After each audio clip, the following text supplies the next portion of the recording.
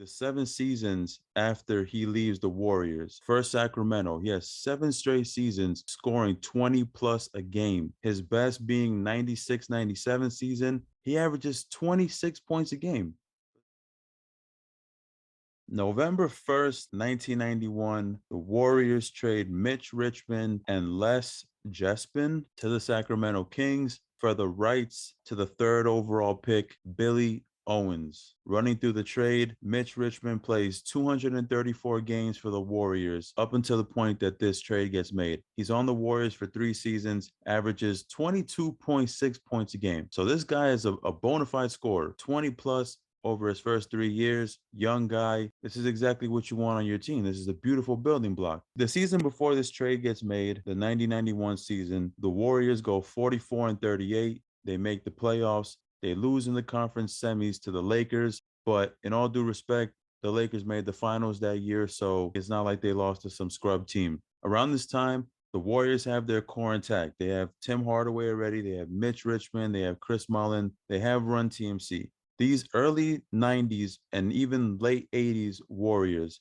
are literally the 7 seconds or less Phoenix Suns, but just like 15 years earlier. They can score, bro. That season, they averaged 116.6 points per game as a team, second in the NBA in points per game. Mitch Richmond contributes to about 24 of those points, most likely the team's leading scorer. The problem with the Warriors this year was their defense, because they were giving up 115 points a game. They were the second worst defensive team in the NBA that year. So you're scoring a lot, but you can't defend. Now, when I was doing my research on this trade, I read that Don Nelson pulled the trigger on this deal because he was feeling pressure from, I guess, ownership to try and make the Warriors more of a legit contender. They're thinking, okay, we can score a lot, but we can't play defense. And, we're not going deep in the playoffs. So they pull the trigger on this deal. They get rid of Mitch Richmond, bring in Billy Owens. He plays 3 seasons for the Warriors, averages 15 points, 7.8 rebounds over 196 games. And the year after this trade, so 91-92, the Warriors actually do better.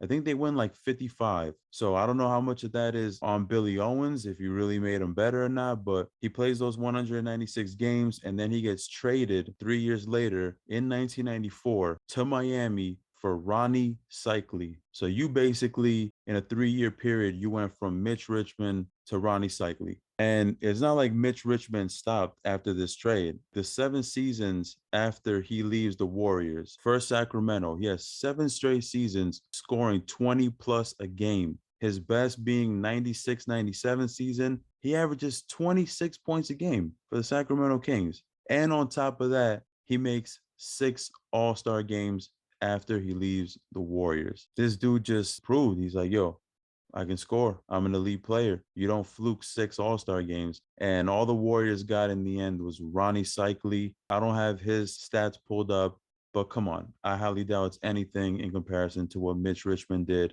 those 7 years after he left Golden State. Damn, yeah, I didn't know that he is a 6-time All-Star, man. That's pretty dope.